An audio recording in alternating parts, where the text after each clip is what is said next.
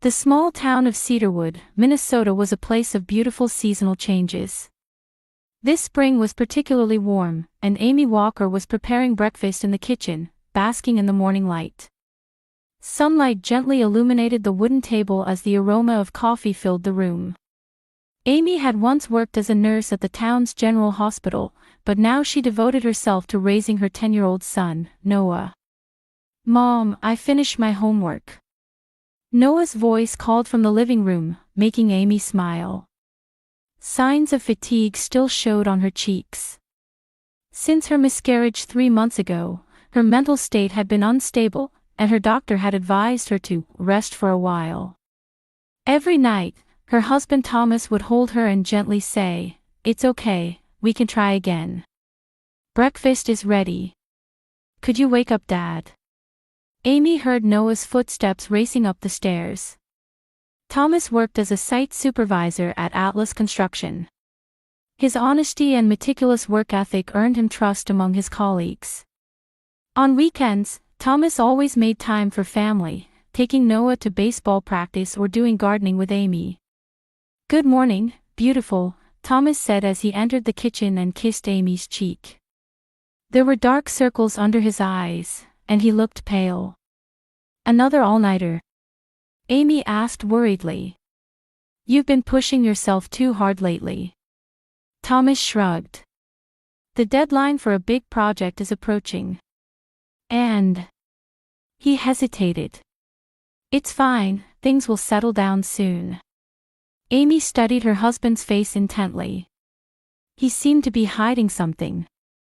For the past few weeks, Thomas had been immersed in paperwork after coming home, showing signs of sleep deprivation and loss of appetite. Whenever she expressed concern, he would smile and deflect. "Dad, you promised to play catch with me this Saturday, remember?" Noah said as he sat at the table. "Of course, champ," Thomas gently ruffled his son's hair. "I'll keep my promise." After breakfast, Amy sent a message to her close friend Lisa. "I'm worried Thomas is hiding something. Can we meet and talk soon?" Lisa was a teacher at Cedarwood Elementary School and one of Amy's few close friends. They had a habit of meeting at a cafe once a week to share their thoughts over tea. Dad was on the phone in the living room in the middle of the night, Noah mentioned one morning. He was talking really quietly. Amy wondered who Thomas had been speaking with at that hour. She decided to ask him directly. "Is something bothering you?" Amy quietly asked when her husband returned from work that evening. "You seem different lately." Thomas froze for a moment. A look of anxiety flashed in his eyes, but quickly turned into a smile. "Just work stress," he said, taking her hand. "It'll be resolved soon, don't worry." One weekday morning, Thomas got up earlier than usual. He carefully knotted his tie and packed something into his work bag. "You're early today," Amy said, rising from bed to help with his preparations. "It's an important day," Thomas answered quietly. "Today might be special." He held Amy for a long time and kissed her more deeply than usual. "I love you," he said as he opened the door. "No matter what happens, I want you to remember that." Amy was puzzled by her husband's strange behavior, but she went about her usual routine, sending Noah off to school and starting on household chores. In the afternoon, as she was watering flowers in the garden, a police car stopped in front of the house. 2 officers approached with solemn expressions.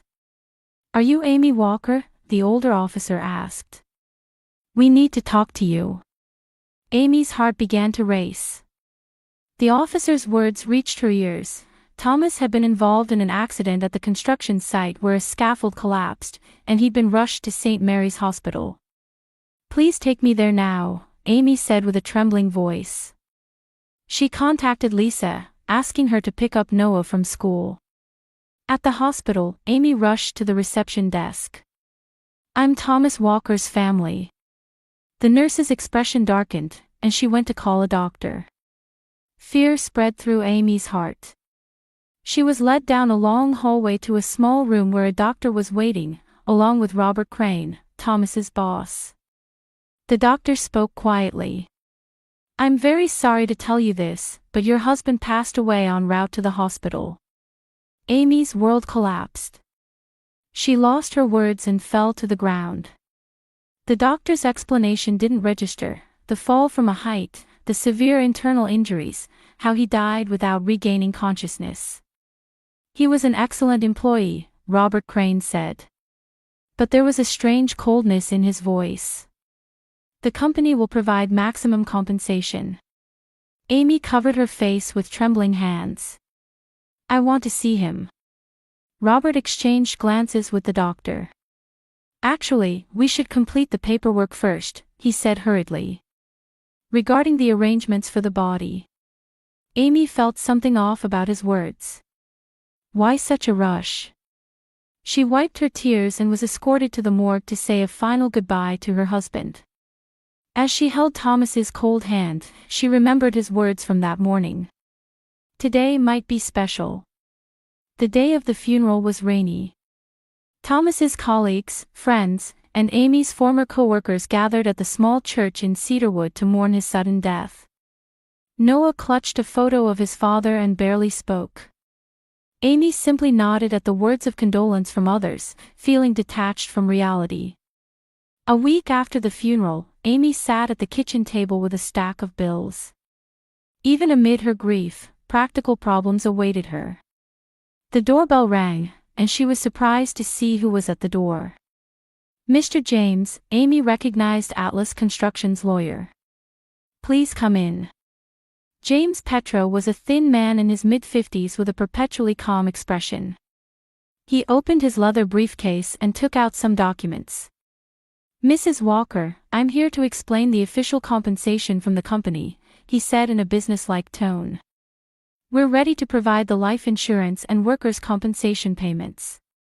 The documents showed figures that made Amy's eyes widen, though she felt the amount was too small in exchange for her husband's life. However, to receive this compensation, you'll need to sign this document. James handed her another paper. It's a confidentiality agreement not to disclose details about the accident to outside parties. Amy took the document but didn't sign it. I'll need to think about this. James's expression hardened. Of course, but please handle it promptly. The company wants to settle this matter quickly. After he left, Amy called her friend Jennifer Morris, a lawyer. The two had been friends since college, and Jennifer worked at a law firm in Minneapolis specializing in labor issues. There's no need to rush, Jennifer advised over the phone. That document is designed to protect the company from legal liability. Don't sign anything before having a lawyer review it. The next day, Amy began sorting through Thomas's belongings. She opened his closet and handled each suit and work outfit one by one. His scent still lingered. Finally, she entered Thomas's study and noticed his desk was unnaturally tidy. She frowned when she realized his work laptop was missing. Amy called Atlas Construction. I'd like to retrieve my husband's belongings. Company property belongs to the company, came the administrative female voice. Personal items were boxed by security and given to you. Checking Thomas's cell phone, she found that all call histories and messages had been deleted. Doubts began to grow in Amy's mind. Had her husband really died in an accident? That afternoon, she received a call from an unknown number. Is this Amy Walker? It was a deep male voice. I'm Sam Collins, Thomas's friend and a doctor at St. Joseph's Hospital. Amy recognized the name. Thomas had occasionally mentioned this friend from medical school. Why are you calling? I need to speak with you in person. Sam's voice was tense. Did Thomas leave anything behind? Amy was confused. What do you mean? Let's talk in a safe place, Sam said before hanging up. Can you meet me at Willow Creek Cafe tomorrow at 11? The next day, Amy met Sam at the cafe. He had honest features and seemed constantly vigilant. Thomas and I kept in touch occasionally, Sam said while stirring his coffee. He seemed worried about something recently. Did he tell you anything? About what? Amy was confused. About work, especially. Sam appeared to be choosing his words carefully. About a particular project. Amy shook her head. He didn't share many details about his work. Sam's shoulders drooped in disappointment. If you find anything, please contact me. For Thomas's sake. On her way home, Amy noticed an unfamiliar black sedan reflected in her car mirror. Though anxious, she decided it must be her imagination. That night, she was awakened by a knock at the door. The clock showed 10 p.m. When she opened the door, a middle-aged man with a tired expression stood there.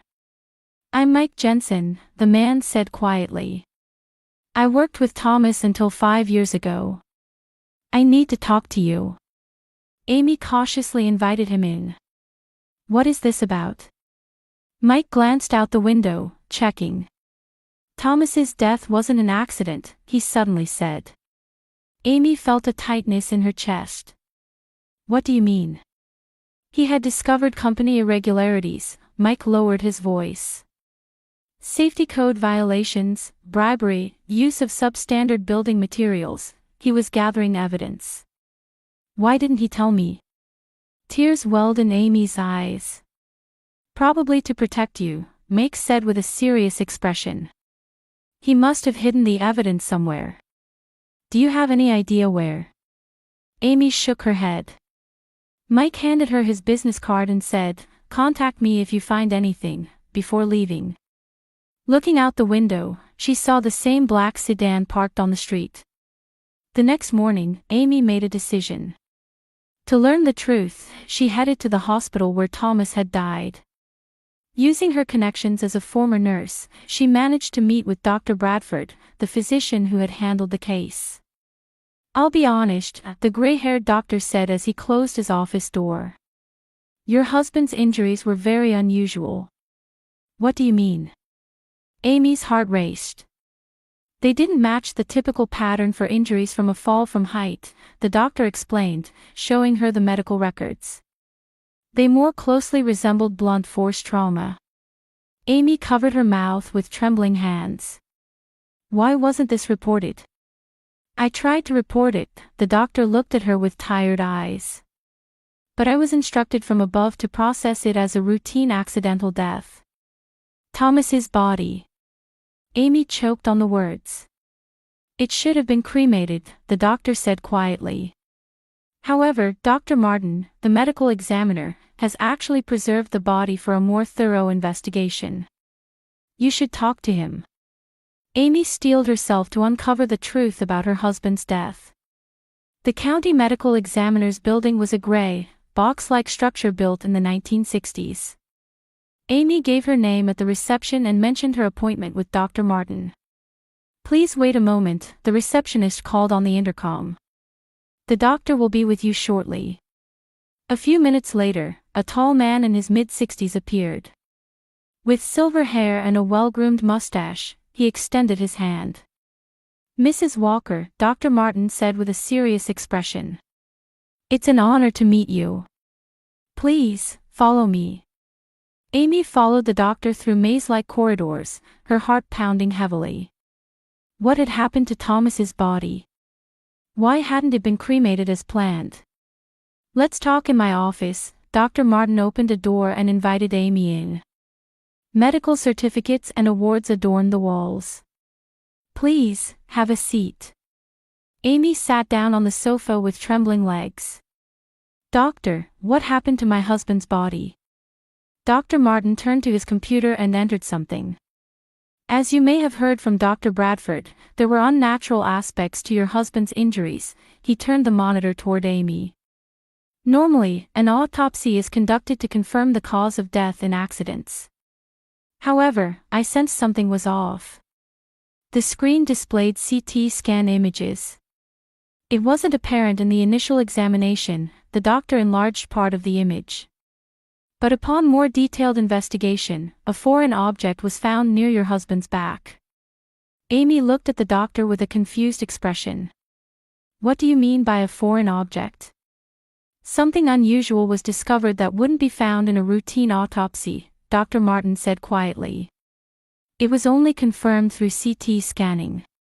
The doctor displayed another image. A small shadow was visible below Thomas's shoulder blade. This was artificially implanted. Implanted? Amy's voice trembled. Is it, for medical purposes? Dr. Martin shook his head. No, it cannot be explained as a medical device. Medical devices are never implanted in such a location. Various possibilities ran through Amy's mind. Did her husband have a hidden illness? Or something else? Amid her confused thoughts, she made a decision. Show me, she said with a trembling voice. I want to see with my own eyes what's in my husband's body. Dr. Martin hesitated momentarily but nodded when he saw Amy's determined expression. All right. But please prepare yourself. They left the office and took the elevator down to the basement. Walking down the hall, they arrived at a heavy metal door. Dr. Martin swiped a keycard to open it. This is the autopsy room. The room was brightly lit, with a metal examination table in the center. On it lay Thomas's body, covered with a white sheet. Amy's legs trembled and she felt breathless. Dr. Martin checked her expression and proceeded slowly. Ma'am, we found something incredible inside his body. Dr. Martin gently lowered part of the sheet, exposing Thomas's back. There was a small incision here. Not for medical purposes. It's a mark where something was implanted. Amy touched her husband's cold skin with trembling hands. Tears streamed down her cheeks. Why? She said in a hoarse voice. Why would he do this? I don't know, the doctor answered quietly. But we need to examine the contents. Is that all right? Amy nodded silently. Dr. Martin prepared everything and carefully took a small scalpel. He made a small incision in Thomas's back and probed inside with thin forceps. Tension filled the room. Here it is, the doctor said quietly. At the tip of the forceps was a small metal object. It looked like a cylindrical titanium capsule. About 2 centimeters long, with a diameter slightly thicker than a pencil lead. This was found inside his body. Dr. Martin placed the capsule on a small metal tray. Amy stared at the small object. What is this? Let's open it. The doctor carefully twisted the end of the capsule with extreme caution. The capsule opened, revealing a small memory card and a tiny folded document. Amy collapsed to her knees at that moment. She began to cry out loud. Thomas, why? Why did you do this? Dr. Martin supported Amy and helped her to a nearby chair. Mrs. Walker, people who hide things in this manner are often feeling extraordinary danger. After a while, Amy regained her composure. She wiped her tears and stared at the contents of the capsule. I want to see what's inside. They left the autopsy room and returned to Dr. Martin's office. The doctor inserted the memory card into his computer and displayed the contents on the screen. The first images were photos of construction sites. They had dates and locations recorded, showing what appeared to be clear safety violations. Next were screenshots of emails. They contained instructions from Atlas construction executives to site supervisors, ordering them to use dangerous materials to cut costs. This is evidence, Amy gasped. Scrolling further revealed bank transaction records.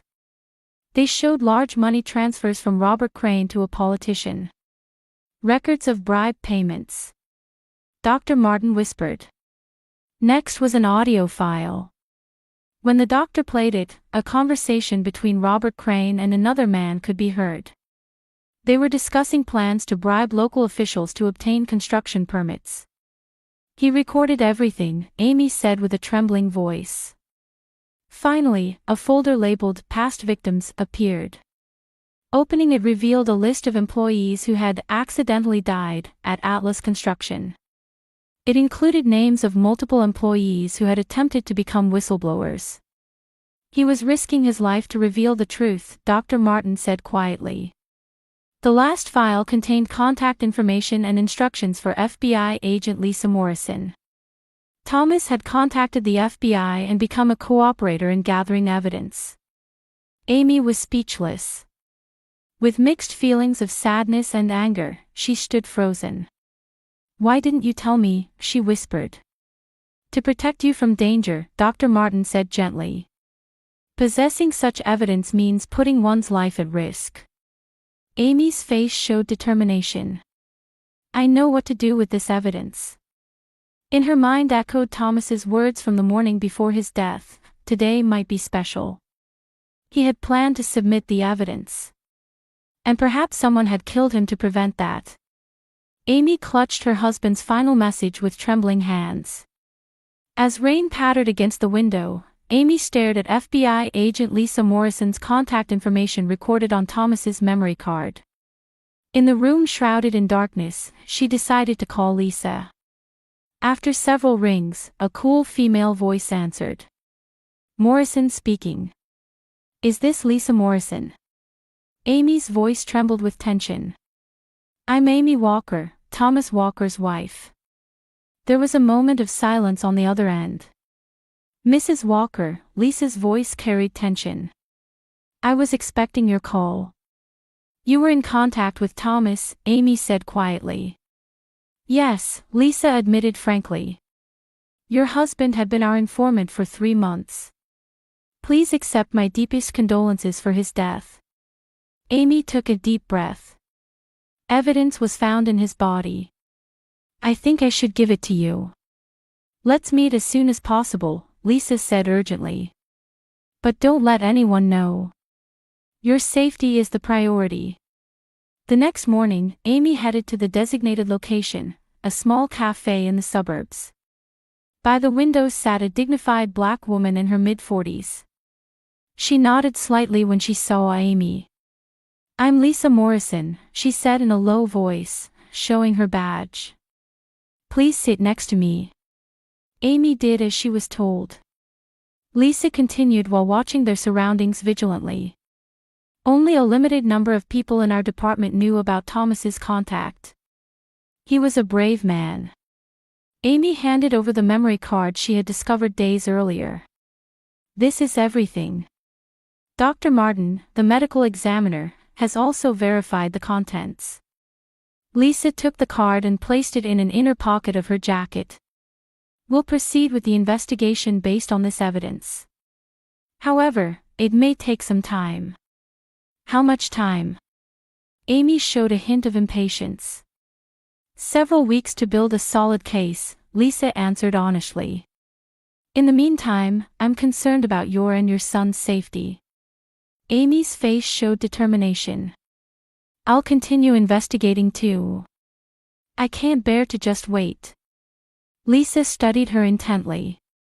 "It involves danger. Atlas Construction is an influential company. This is evidence Thomas gathered at the cost of his life. I can't let his death be in vain." After returning home, Amy contacted her lawyer friend Jennifer. She told her about Thomas's evidence and asked for help. Jennifer visited Amy's house the next day after finishing work. "This is a big problem," Jennifer said while analyzing copies of Thomas's notes. "He not only uncovered Atlas Construction's use of dangerous materials but also their collusion with politicians. They focused on a name written in the notes, Arthur King. King was an influential politician on the state construction committee. Atlas Construction bribed him to bypass safety inspections," Jennifer pointed to the notes. Amy's smartphone rang. It was a message from Sam Collins, "Need to meet. Urgent." 2 hours later, Sam was at Amy's house. With a tired expression, he said, "Did you find Thomas's device?" Amy was surprised. "You knew about it?" Sam heaved a deep sigh. "I implanted it," he quietly confessed. "Thomas came to my office 4 months ago. He felt his life was in danger and needed a way to protect important evidence. Why didn't he tell me?" Amy's voice trembled. He chose this method to protect his family, Sam explained gently. He believed not knowing would keep you safe. The next day, when Amy checked her mailbox, she found an envelope with no sender name. Inside was just a note.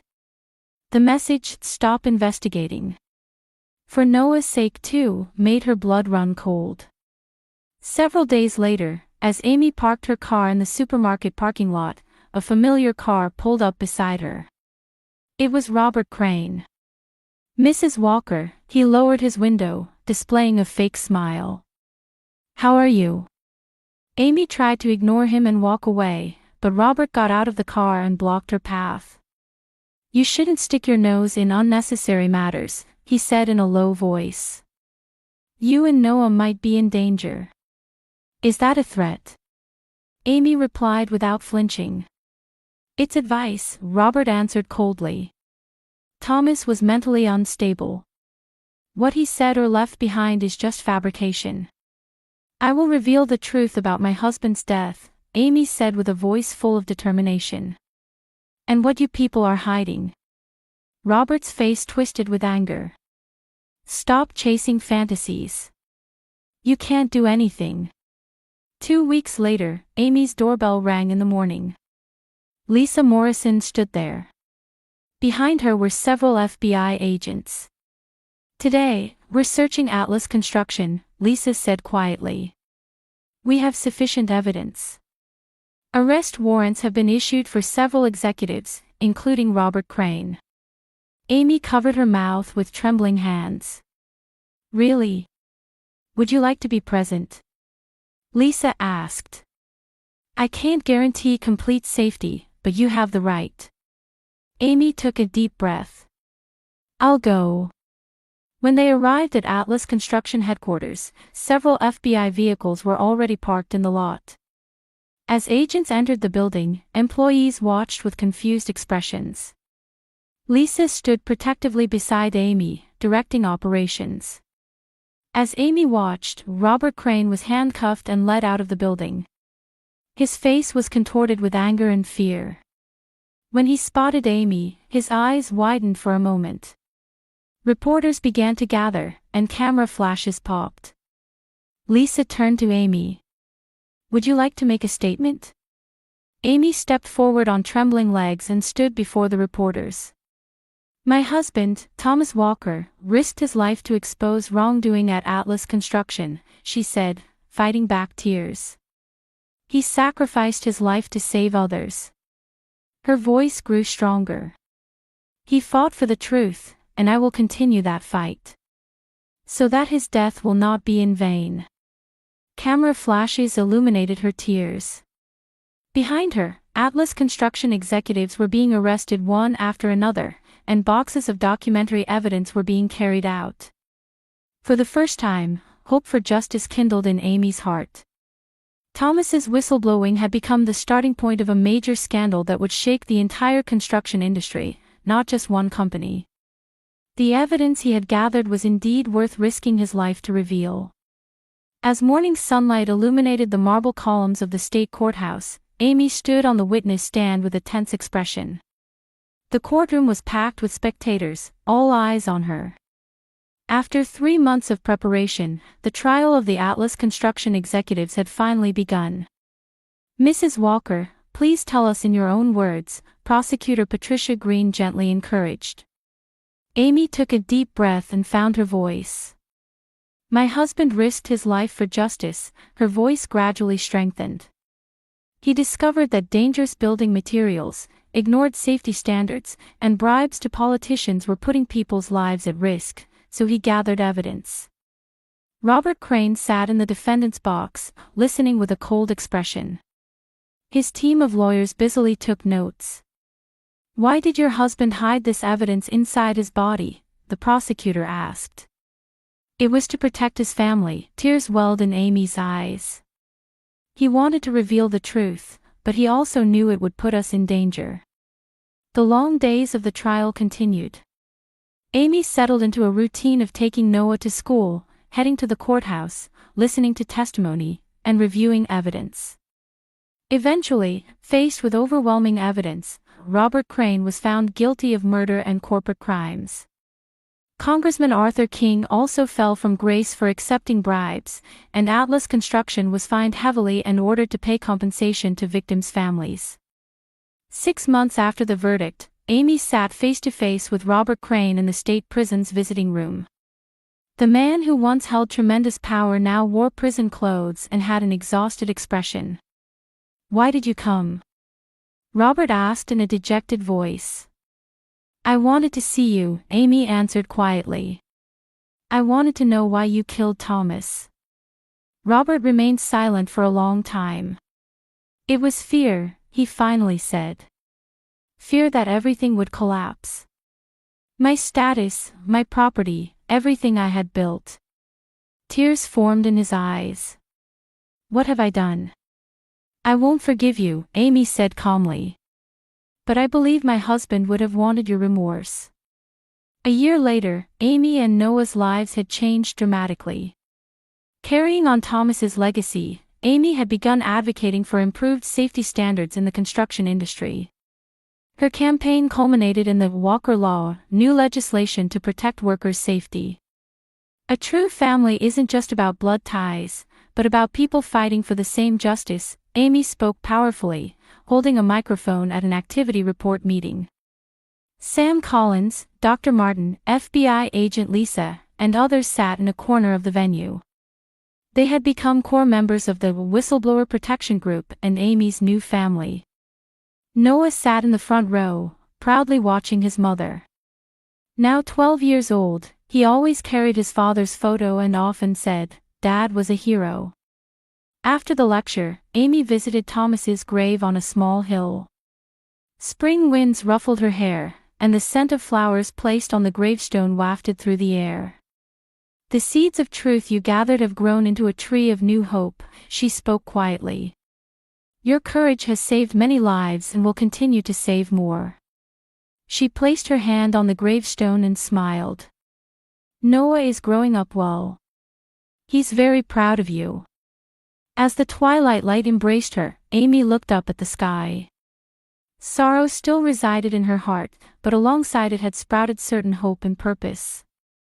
Thomas's sacrifice had opened the path to a better future.